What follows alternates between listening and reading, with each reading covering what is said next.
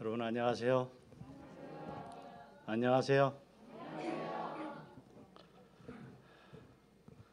참 이번 주에 심란하네요. 이광현 목사님 교회 오셔서 여러 가지 어려운 상황 속에서 교회를 잘 안정시키셨는데 또 한 교회 안정시키기 위해서 가셔야 된다고 하니까 이 사경의 기간이 아주 심란해졌습니다. 제가 이렇게 심란할 때 여러분 또 얼마나 어수선하셨을까 싶습니다. 그러나 35년 후에 목사님 오셔서 이 교회에서 은혜로운 말씀 전하시면 좋겠습니다. 저도 35년 전 왔을 때 참 심란하게 시작했어요. 그래도 최선을 다했는데 좋은 결과를 거뒀는데 또 그렇게 되지 않겠습니까?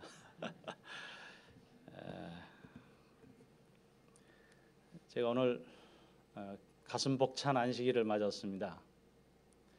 오늘 예전에 제 기억의 창고에 아름답게 간직된 한 분이 있었는데 김천순 집사님이라고요. 그 며느님이 따님이 이제 다시 교회에 나오신 모습을 보니까 너무 행복하네요. 또 그간 뵙지 못했던 옛 성도들을 다시 뵙게 되니까 얼마나 마음이 평화로운지 꼭 하늘에 온 것 같은 그런 느낌입니다. 우리 여자 성도님들은 남편을 어떻게 생각하세요? 어떤 분이 이렇게 얘기했어요.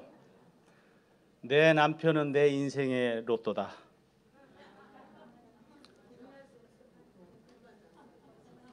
저는 그 얘기를 듣는 순간 야, 남편을 로또라고 얘기하는 여자도 있구나. 너무 존경스럽더라고요. 그런데 왜 로또냐고 했더니 안 맞아. 그렇게 안 맞을 수가 없어. 맞는 게 한 번도 없어. 그러는 얘기를 들으면서 약간 아찔하더라고요. 여러분, 남편이 살아보면 살아볼수록 남의 편이래요.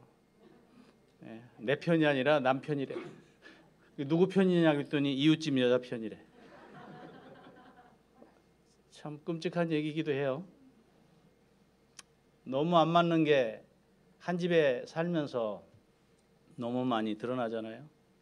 그래서 어떤 사람이 남편을 표현을 이렇게 했어요. 같이 있으면 근심덩어리라고.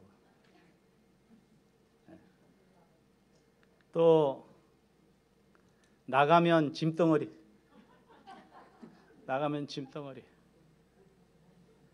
같이 마주보고 있으면 왼수덩어리.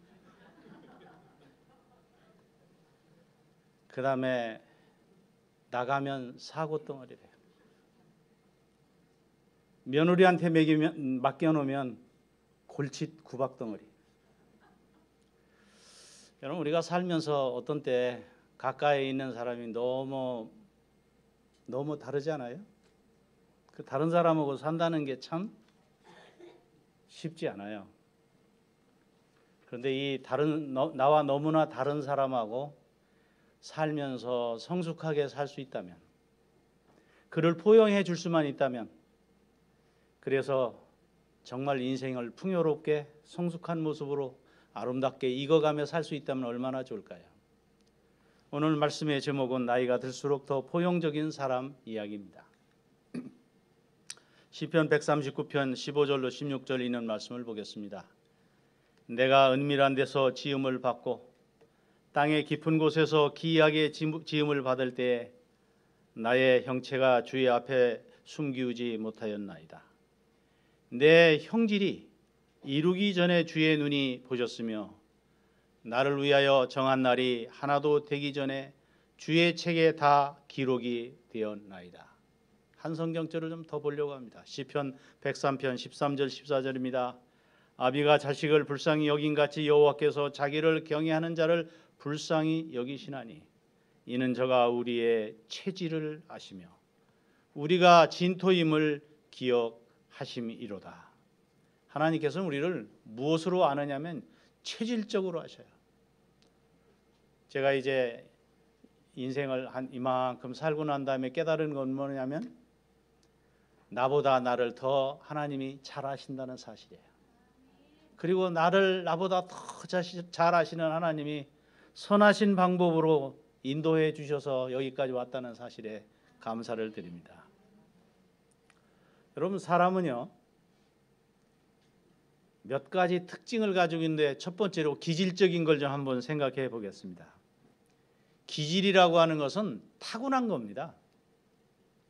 그리고 이 기질은 바뀌질 않아요. 제가 이렇게 우리 35년 만에 와서 이렇게 우리 옛날의 성도들을 봤는데요, 별로 변한 게 없어요. 외모도 별로 변한 것도 없지만 제가 가만히 며칠 있으면서 보니까 성격이 그대로야. 별로 사람이 변하잖아. 이유가 뭐냐면 기질 때문에 그래, 기질. 이 기질이라고 하는 것은 그 사람이 타고난 아주 고유한 거예요. 바뀌질 않아요. 근데 이건 누가 주신 거냐면 하나님께서 심으신 거예요.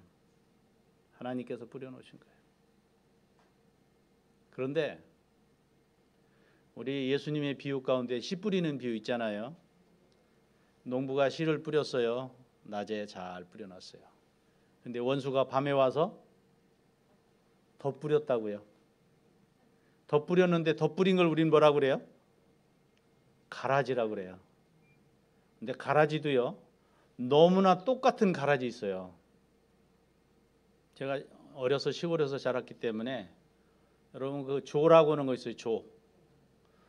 그 조밭에 나는 잡초 있어요. 뭔지 아세요? 강아지 풀이에요. 이게 커가지고 곡식이 무르익기 전까지 어렸을 때는 조나 강아지 풀이나 똑같아요.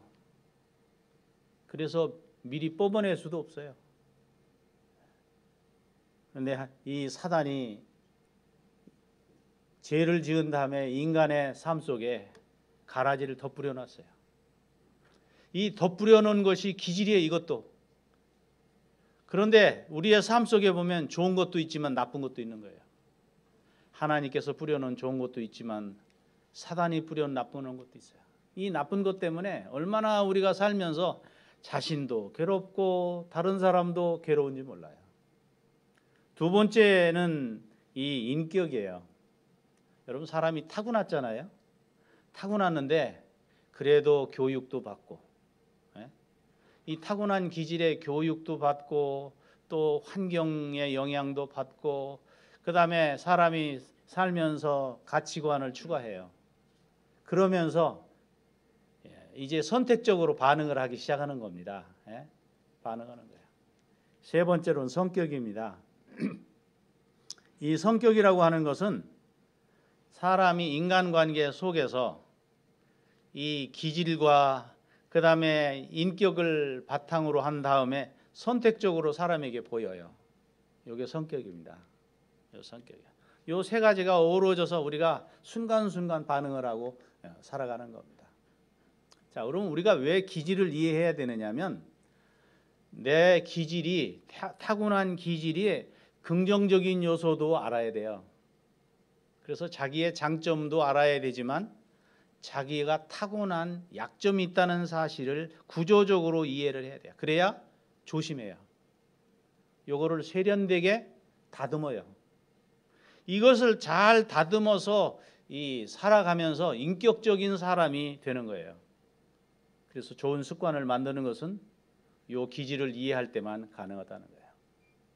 신앙이라는 것도 무엇이냐? 신앙은 사람이 범죄함으로 인해서 변질된 기질이 예배를 통해서, 교육을 통해서, 또 헌금을 하고 뭐 봉사하고 이런 일을 이 생활 속에서 하면서 다듬어지는 거예요. 이렇게. 여러분, 신앙생활에도요, 중요한 얘기예요. 이거 제가 가만히 보니까 신앙생활을 해도 어떤 사람은 교회를 30년, 40년을 다녀도 못된 걸 그대로 가지고 있는 사람이 있어요. 요거 다듬지 않아서 그래요. 다듬으려면 자기가 무엇이 문제라는 사실을 알아야 돼요. 이것이 다른 사람에게 얼마나 가시 역할을 하고 있다는 사실을 깨달아야 돼요. 내 요 못된 그 덧부려진 기질 때문에, 그리고 잘못 만들어진 이 인격과 이 성격 때문에 내 가까운 아내나 남편, 자식, 부모에게 얼마나 어려움을 주는지, 내 가까운 친구와 동료 성도들에게 얼마나 힘들게 하는지를 알아야 되거든요. 특별히 하나님을 향해서 반응을 보이는 게 뭐냐면 신앙이에요. 이런 기질, 또 인격, 성격, 이런 것들이 잘 어우러지는데 누구한테도 그것이 그대로 반영이 되느냐면 하나님한테도 반응하는데, 그걸 우리는 신앙이라고 그럽니다. 자, 인간에게는 대표적인 기질들이 있어요.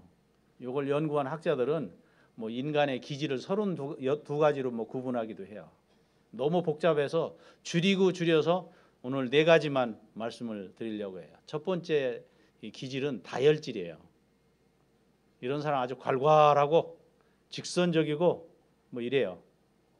두 번째로는 담즙질이에요. 이 담즙질 지도자를 만나면 그 집단은 굉장히 행복합니다. 타고난 지도자 기질이에요. 세 번째로는 점액질이에요. 이 점액질은 참 부드럽고 평화로운 사람이고, 네 번째는 우울질이에요. 이 사람은 아주 내용이 있는 사람입니다. 조용하지만 굉장히 실속 있게 일 처리를 아주 마무리를 잘하는 고품질을 만들어내는 사람이에요. 그런데 여러분, 우리가요 기질을 타고난 기질이 있지만 살다가 보면요 기술적으로 사는 사람이 생겨요. 아, 이렇게 살아야 편안하구나. 그래서 자기의 기질을 숨겨요. 다른 사람하고 비율을 맞춰요. 그러다 보니까 얼굴을 여러 개 가지고 사는 거예요. 얼굴을 여러 개 가지고 사는 거예요. 그렇게 살다가 보면 자기의 본질, 원래 기질이 뭔지도 잊어버릴 정도로 살아요. 그런데 사실은 그러나 원래 기질이 있어요. 제가 이제 기질을 한번 쭉 설명을 하겠습니다. 자기 기질을 찾아봐야 돼요. 그걸 찾아야 내가 어떤 장점도 있지만 어떤 단점도 있다는 걸 깨달아요. 그런데 기질이 어떤 사람은 뒤죽박죽 섞여 있는 사람이 있어요. 그 사람은 다른 사람 눈치 보고 비유 맞추고 얕게 살려고 하다 보니까 자기 기질을 잃어버리는 거예요. 그러면 변덕스러운 사람 되는 겁니다. 알다가도 모를 사람이 되는 거예요. 그러니까 여기서 자기 기질을 정확하게 파악하는 것이 필요해요. 자기 기질을 정확하게 파악해요. 그래서 주 기질이 있고 보조 기질이 있어요. 그러니까 제일 중요한 건 자기 주 기질부터 확인을 해야 돼요. 제가 그러면 이제 기질을 한번 조사할 테니까 다른 사람 생각하지 마세요. 또 이 시간에 앉아 요건 또 아무개 장로 거다, 요건 이제 아무개 집사 거다 이러면 그거는 이제 별로 자기에게 도움이 안 돼요. 정말 중요한 건 자기를 아는 겁니다. 자, 첫 번째 다혈질이에요. 다혈질은요 말을 잘합니다. 말하는 걸 좋아하고 달변가예요. 어떤 때는 아주 인기응변에 뛰어나요. 두 번째로는요, 이 사람은요 사람을 압도해요. 아주 이 사람만 있으면 재미가 있어요. 그냥 막 사람들을 웃기기도 하고 재밌게 만들어요. 또 이 사람은 낙천적이에요. 뭐 노는 거 좋아하고 뭐 아주 축제적인 인생을 살아요. 그 다음에 그래서 늘 그 사람은 밝고 긍정적이고 아주 흥이 있어요. 재미가 있는 사람이에요. 그 다음에 관심폭이 많아요. 뭐 온갖 거를 다 뭐 이렇게 섭렵하려고 그래요. 그런데 이 사람에게 뿌려놓은 가라지 같은 단점이 있어요. 다른 사람으로부터 인정을 받아야 돼요. 인정 못 받으면 싫어요. 내가 좀 잘못을 한 놈이 있어도 네가 최고라고 하고 난 네가 좋다고 그러고 막 계속 칭찬하면 이 사람이 약간 보면 주책머리가 없을 정도로 뭐 자기 도취돼서 살아요. 칭찬해 주는 걸 너무너무 선호해요. 그다음에 그러다 보니까 자유로워요. 뭔가 얽매이는 게 없고 규정을 잘 안 지켜요. 그러면서 산만해요. 또 이런 사람은 잘 잊어버려요. 감정의 기복이 심해요.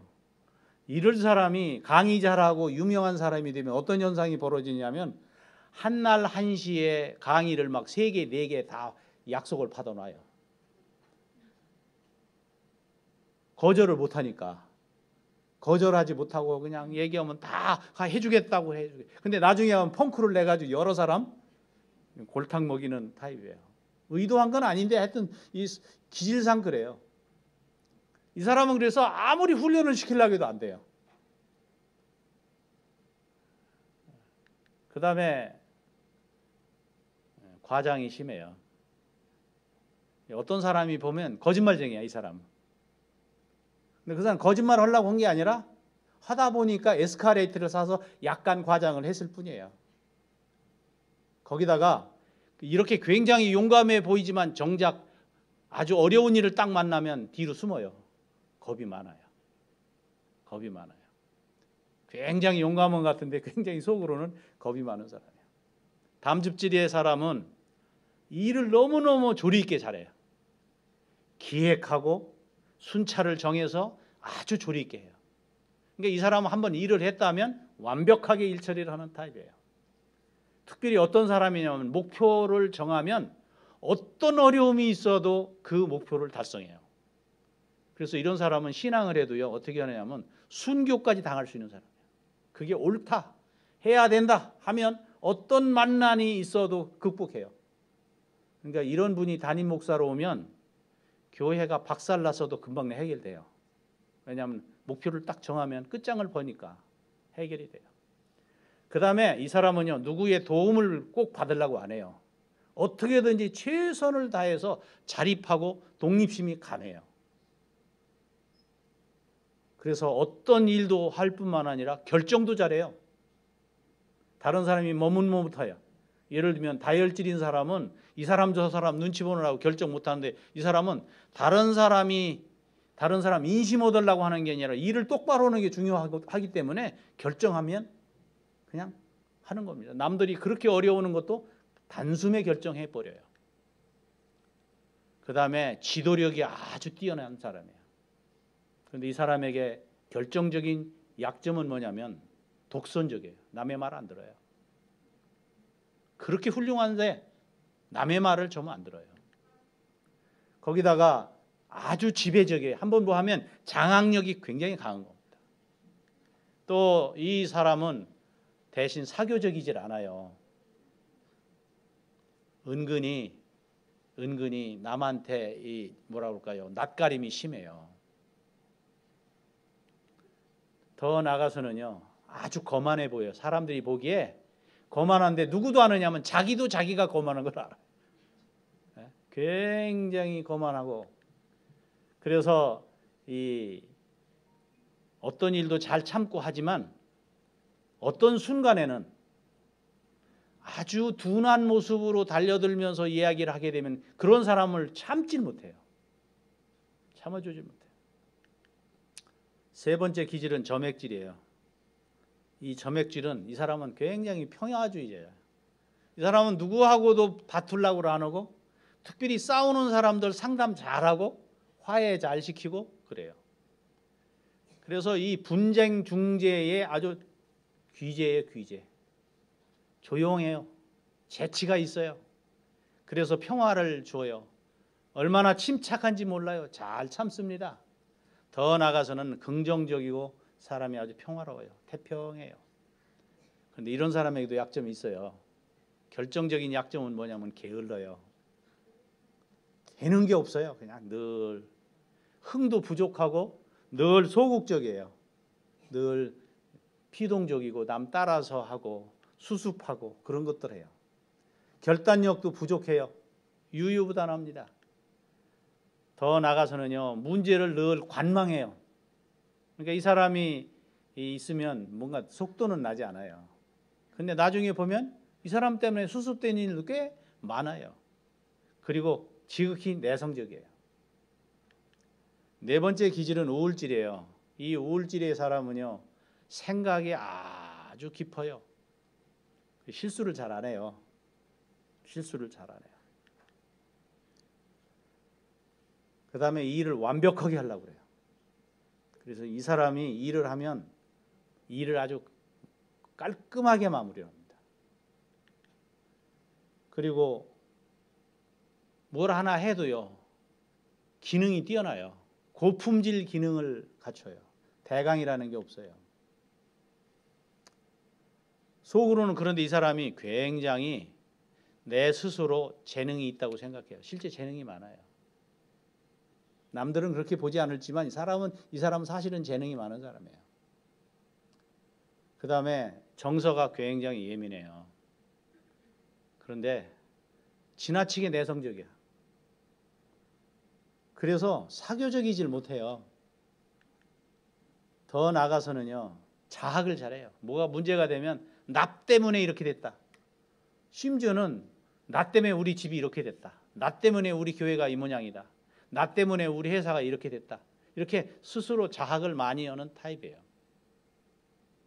그리고 생각이 늘 자기 중심적일 뿐만 아니라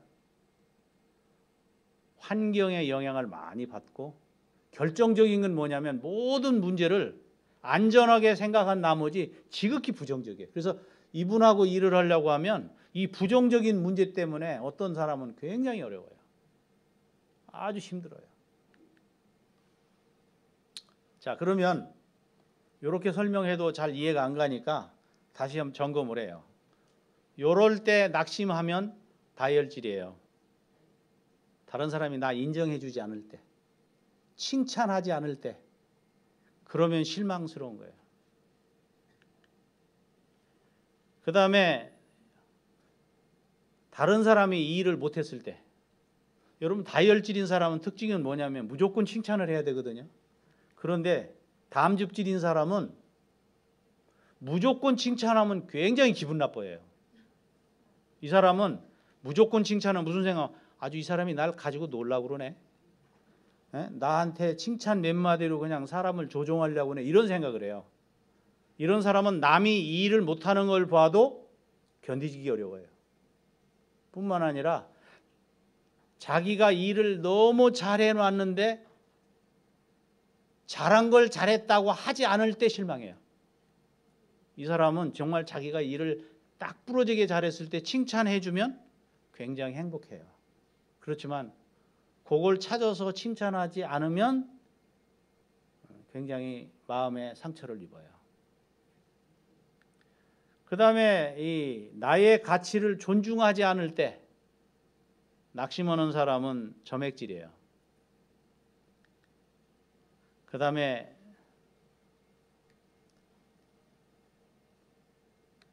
생활이 무질서한 거를 못 견디는 사람이 있어요. 다른 사람이 막 정리정돈 안 하고 뭐 이런 것들 못 견디는 사람, 대개 이런 사람들이 우울질입니다. 또 이럴 때 낙심하죠. 하여튼 이 다혈질은요, 무조건 남이 날 안 알아주면 살 맛을 못 느껴요. 이 사람은 뭐 잘했든 못했든 일단 칭찬을 해야만 좋아하는 사람이에요. 이 사람은 무조건 그런 때 낙심해요. 그 다음에 이 목표가 없어질 때, 인생의 도전거리가 없어지면 그냥 삶이 다 무의미해지는 사람이 있어요. 이 사람은 점액질이에요. 왜냐하면 목표지향적인 사람이거든요. 그리고 인생이 너무 복잡하고 세상 사는 게 너무 피곤하다는 느낌, 평화가 없다는 걸 느끼는 사람이 있다면 이 사람은 점액질이에요. 그리고 인생이 너무 혼돈스럽고 앞으로 미래가 보이지 않고 희망이 없어 보이는 사람, 그때 낙심하는 사람, 이런 사람은 우울질이에요. 왜냐하면 이 구조 자체가 이 부정적인 소유자이기 때문에 이런 생각들을 자주 합니다. 자, 일이 잘못됐을 때 다혈질인 사람은요, 일이 잘못되면 갑자기 열정이 사라져요. 피곤해요. 모든 걸 팽개치고 싶어요. 특별히 이 다혈질인 사람이 경상도 사람이면 하는 말이 있어요. 치워버려. 치워버려 그래요. 치워버리라 이 말이에요. 그만둔다 이 말이죠. 이건 다혈질의 전형적인 모습이에요. 일이 잘못되면 화가 나는 사람이 있어요. 잘못한 사람을 봐도 화가 나고 일이 잘못되게 만드는 자신을 향해서 화가 나는, 이 사람은 일과 관련해서 화가 나는 사람이에요. 그렇다면 담즙질이에요. 그 다음에 자기가 평화를 위해서 너무 노력해서, 예를 들면 누구랑 막 다투는데 가서 화해시키고 상담하고 노력을 많이 했는데 다른 사람이 거기에 대해서 아무개 집사가 엄청 노력했어, 정말 수고했는데 정말 좋은 사람이야 이러면 사는데, 그렇게 말을 하지 않으면, 알아주지 않으면 그때는 화가 나요. 점액질이에요. 그 다음에 뭔가 잘못되면 늘 나 때문에야, 이거 내가 잘못한 거야 하고 자책하고 염세주의적 생각을 갖는 사람 우울질이에요.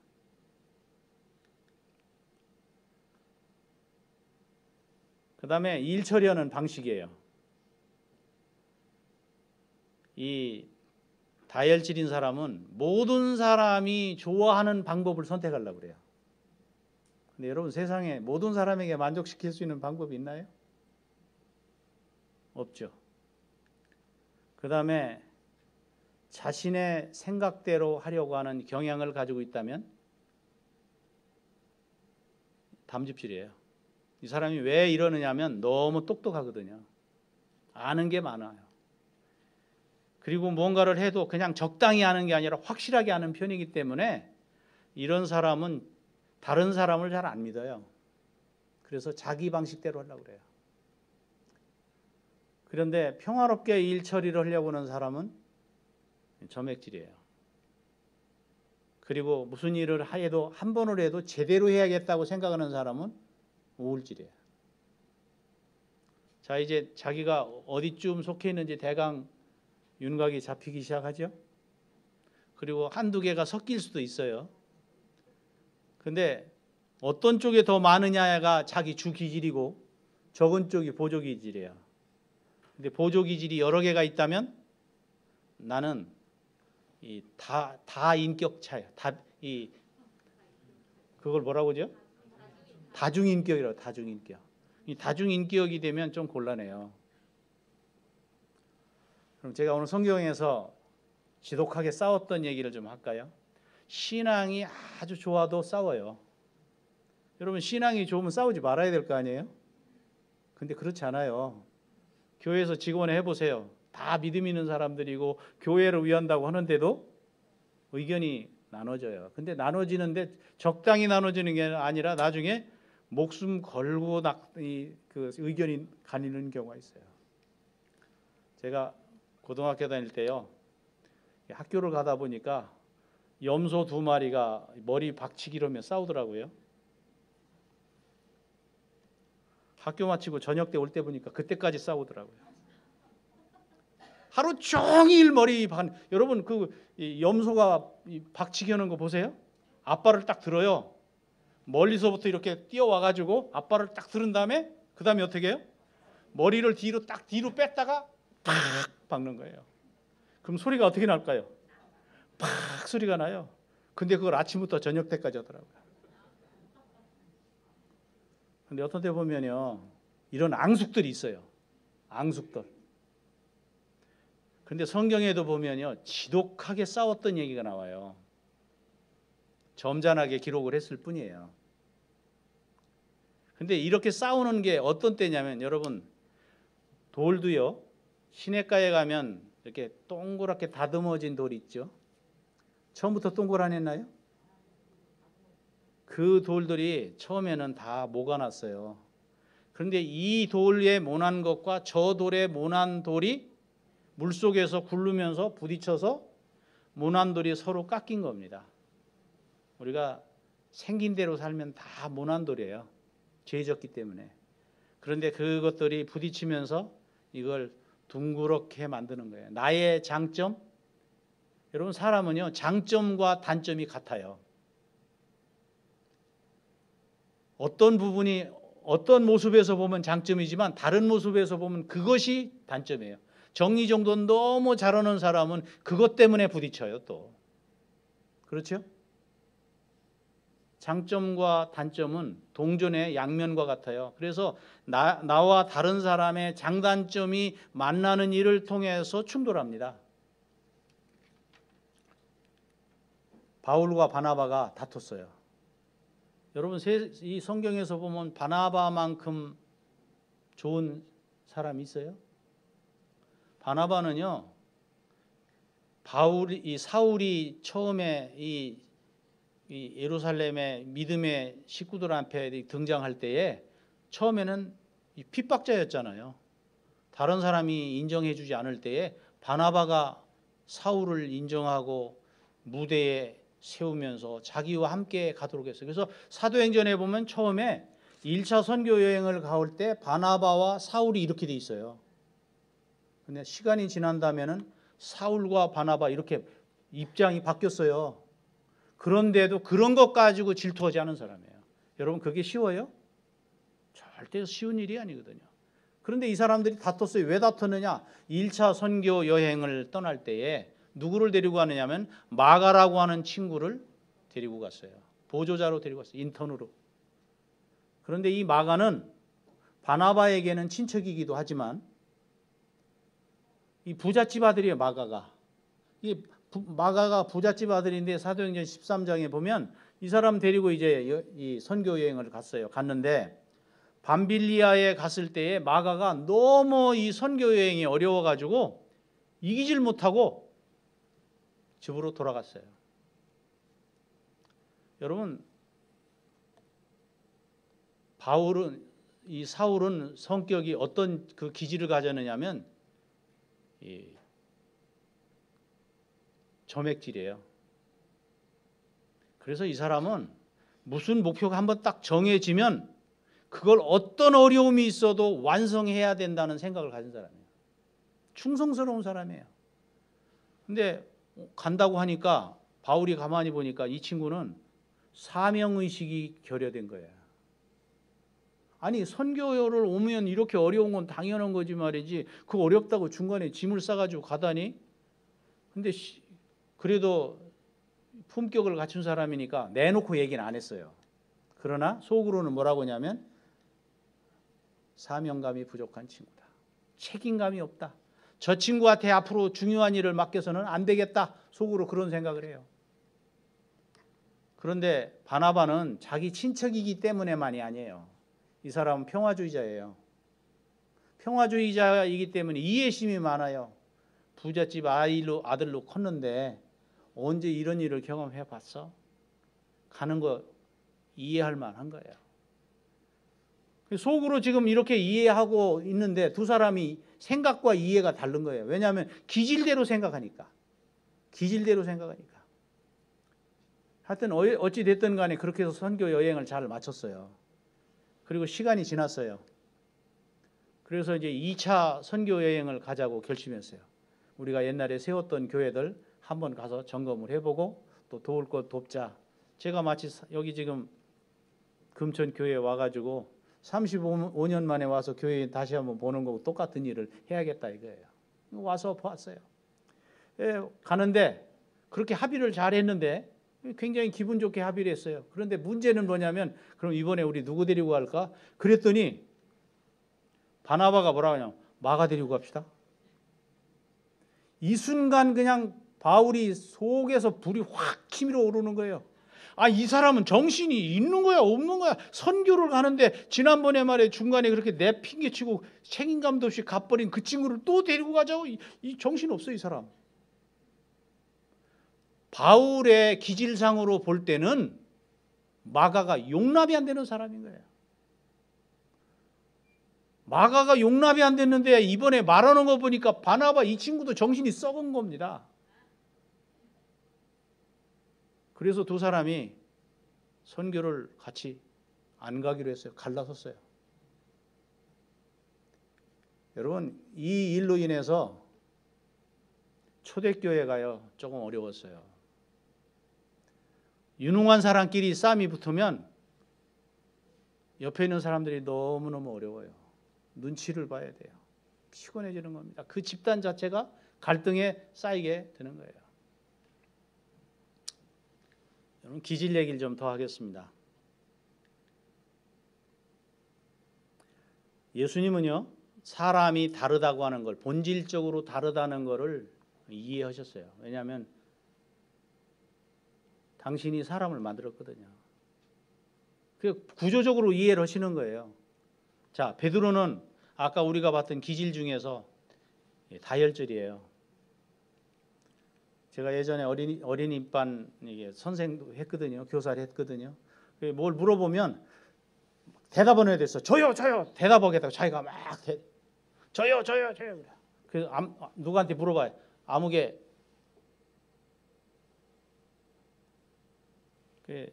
정수진 뭐라고 해요? 저요 아주 막 서로 손 들었는데 정수진 손 딱 들어놓고 뭐라고 질문하셨죠? 일단 나서야 돼. 일단 자기가 선택돼야 되고 일단 사람이 알아줘야 돼. 그래가지고 저요 했는데 그럼 답해봐 그랬더니 뭐라고 질문하셨어요? 이게 다혈질이에요. 베드로가 그런 사람이에요. 그런데 베드로가 예수님이 이제 돌아가시기 얼마 전에 제자들을 불러놓고 이렇게 얘기했어요. 내일 아침이 되기 전에 너희들 다 나를 버리고 간다. 목자를 치면 양이 흩어지는 것처럼 다 흩어지는데 내가 내일 새벽에 잡혀서 십자가에 죽을 거다. 그랬더니 베드로가 뭐라고 얘기한지 여러분 아시죠? 그런 일이 어디 있습니까? 그런 일이 어떻게 있을 수가 있겠습니까? 그건 말도 안 됩니다. 그때 베드로가 한마디 더 하잖아요. 다 뭐라고요? 이 다자가 중요해요. 다. 그리고 이 다자는 짧게 하면 안 돼요. 다 버릴지 이게 아니에요. 뭐예요?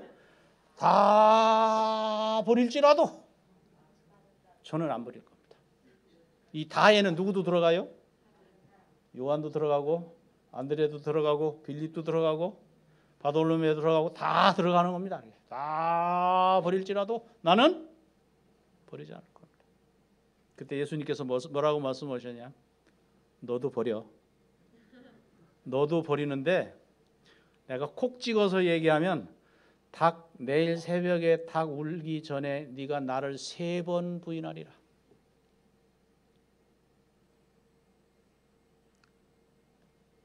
예수님은 우리를 체질적으로 아셔요. 내 체질이 뭔 걸 알기 때문에 네가 어떻게 할 것까지 하셔요. 내다 보셨어요. 그런데 정말 그런 일이 벌어졌어요? 정말 그런 일이 벌어졌어요. 그런 일이 벌어졌어요. 그런데 예수님께서 그 말씀하시면서 뭐라고 하냐면 내가 죽고 난 다음에 부활을 해서 어디로 갈 거냐면 먼저 갈릴리로 갈 거야. 근데 가는데 내가 너희들보다 먼저 간다. 그런데 정말 그날 아침에 새벽에 베드로가 예수님 부인했어요? 어디서요? 가야바의 법정. 그리고 이렇게 숯불이 펴져 있고 예수님 쳐다보지도 못하고 숯불 쬐는 척 하면서 온 신경은 뒤로 가 있으면서도 숯불 쬐는 척. 그때 제사장의 계집종이 충동하잖아요. 너 아무리 봐도 너 예수의 제자 같은데 아니야 나 아니야 상관없어. 너 말하는 거 보니까 틀림없는데 내가 너 같이 있는 것도 봤는데 거듭거듭 부인하면 3번째 내가 절대로 알지 못한다. 그때 뭐가 울었어요? 닭이 울었어요. 베드로가 너무 가슴이 아픈 거예요. 그래서 튀어나가서 통곡을 했어요. 시간이 지났어요. 예수님 부활하시고 제자들 다 흩어지면서 베드로가 뭐라고 하냐면 나는 고기나 잡아먹고 살아야겠다. 갈릴리로 갔어요. 고기 잡았는데 안 잡혀요. 밤새 고기 잡아도 안 잡혀요. 그런데 새벽녘이 되었는데 안개가 자욱하게 꼈을 때 누군가가 부르는 거예요. 얘들아 고기 많이 잡았느냐? 못 잡았어요? 한 마리도 못 잡았어요. 그때 뭐라고 하냐면 배 어디다가요? 오른편에다가 그물을 내려라.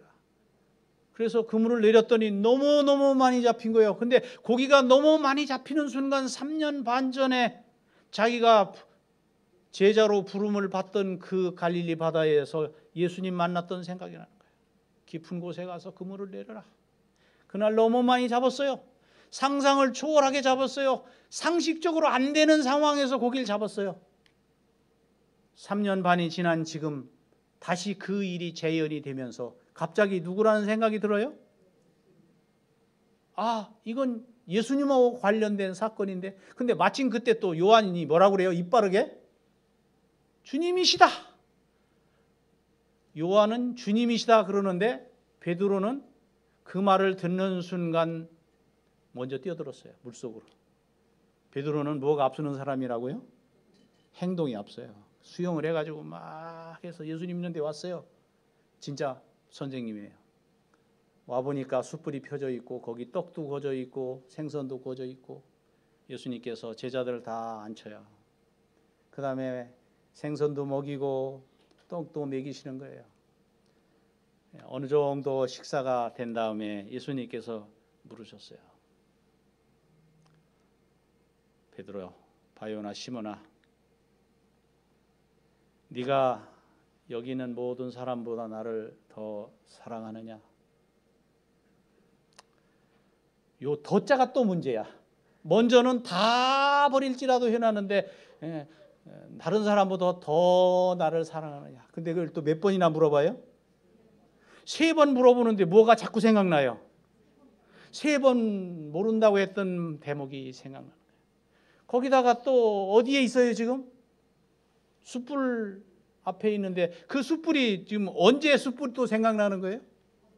배반할 때 그 숯불이 또 생각나는 거예요. 참 예수님 잔인하죠. 그 아주 옛날 그 실수했던 게 오버랩 되도록 똑같은 환경 속에서 지금 고문하고 계신 거예요. 고문하신 거예요? 예수님 고문하시려고 그렇게 한 게 아니에요. 베드로가 가지고 있는 아픔을, 상처를 어떻게 하면 해결해 줄까? 여러분, 사람들은 생각하기를 베드로 네가 수제자라고 했는데 네가 배반했잖아. 그것도 3번씩이나 했잖아. 그런데 예수님은 어떻게 이해하셨느냐면 네가 기질적으로 다혈질이라 나서기 좋아하고 칭찬받는 거 좋아하고 말보다 행동이 빠르고 그렇지만 나는 네가 나를 배반했다고 생각하지 않아. 네가 생겨먹기를 태생적으로 그렇게 생겼기 때문에 자기도 모르게 그렇게 한 것이지 의도적으로 네가 나를 배반한 거 아니야. 하나님은 오늘 우리의 체질을 아시기 때문에 배반했다고 생각하지 않고 기질적인 약점이 있다고 우리를 이해해 주시는 분이에요. 여러분, 우리가 다른 사람을 볼 때요, 정말 그 사람을 깊이 알려고 하면 그 사람의 상처를 이해해야 돼요. 그 사람의 아픈 얘기를 들어줄 때에 진짜 깊은 관계가 됩니다. 베드로가 마지막에 가서는요, 배반하지 아니하고 순교를 당할 때까지 용감하게 갈 수 있었던 것은 예수님께서 그의 연약한 기질을 이해해 주시고 그를 감싸 주셨기 때문에 그래요.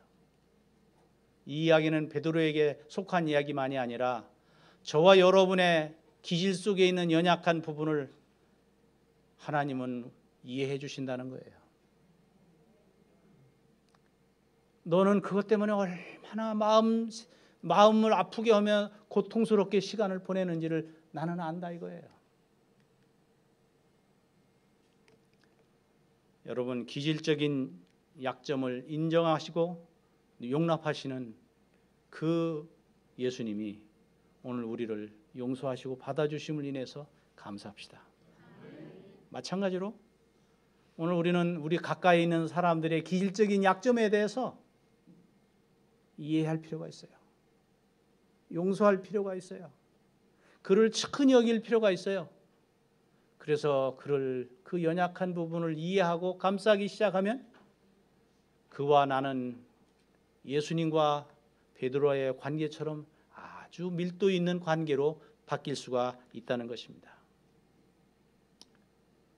여러분, 말 좋아하는 사람 있어요. 말 많이 하는 사람 있어요. 그런데 잠언에 보니까 뭐라고 기록되어 있어요? 이런 사람은요, 사람이 그냥 말한 대로 되는 거예요. 말한 대로 되는 거예요. 그래서 말 많은 사람은 친한 벗하고 이간을 많이 시켜요. 말은 실수를 많이 하기 때문에. 말쟁이가 없어지면요, 마치 불이 나무가 없어지면 불이 꺼지는 것처럼 아무개만 없어지면 갑자기 동네가 조용해지는 경우가 있어요. 왜냐하면 그 사람 돌아다니며 이 말 저 말 옮기는 말쟁이이기 때문에. 그래서 이 말이 문제예요, 말이. 그런데 여러분, 이런 사람 보고 말 못하게 하면 어떡할까요? 제가 목회하면서요, 정말 교회에서 분란 일으키는 사람들이 있어요. 그래서 처음에 경험이 없어가지고 뭐라 그러냐면 좀 말 좀 줄이라고. 그럼 그 사람 나중에 뭐라고 하는지 아세요? 목사님은 말도 못하게 해요, 사람을. 이래요. 말도 못하게 하느냐고 그래요. 제가 이제 나중엔 경험이 생긴다면 말을 못하게 하는 게 아니라 말을 방향을 바꾸게, 방향. 말을 하지 말라는 게 아니라 말의 내용을 바꿔라 이거예요. 어떻게 말의 내용을 바꾸느냐? 양약 같은 말로 바꿔라. 제가 지난 일주일 동안 여러분에게 말하는 법 얘기했어요. 사랑이 담긴 말, 친교가 들어있는 말, 그렇죠? 이런 말들로 이 말을 바꿔라 이거예요. 한결같은 말, 선한 말. 그래서 결국은 뭐하게 만드느냐면 전도하게 하는 거예요. 이렇게 되면 그 말을 많이 하는 것을 못하게 해서 되는 게 아니라 말의 방향을 바꿔서 선용하면 된다 이거예요. 선용하면 된다 이거예요. 고린도후서 5장 17절에 그런즉 누구든지 그리스도 안에 있으면 새로운 피조물이라. 이전 것은 지나갔으니 보라 새 것이 되었도다. 여러분, 우리가 우리의 기질조차도 예수 그리스도와 안에 있게 하면, 예전에 실수하던 사람이 아니라 내 가지고 있었던 그 기질을 선용하면 하나님께서 새로운 사람으로 우리를 태어나게 하신다는 말씀인 것입니다.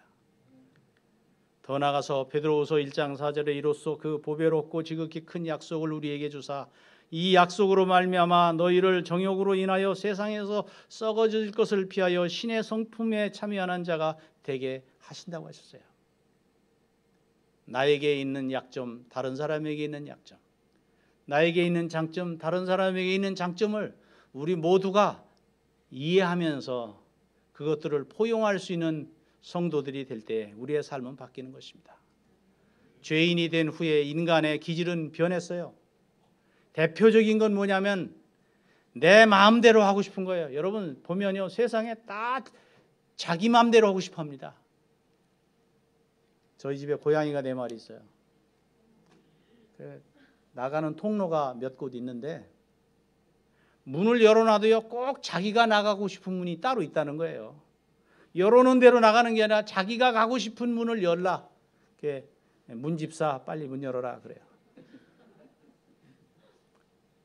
제가 고양이 키우면서 깨달은 게 있어요. 세상에 짐승조차도 자기가 하고 싶은 건 꼭 하겠다고 하는 의지가 강해요.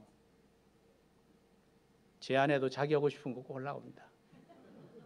제 아이도 보면 자기 하고 싶은 거 하려고 그래요. 제가 보니까 이 세상에 내 마음대로 올 수 있는 게 딱 하나밖에 없더라니까요.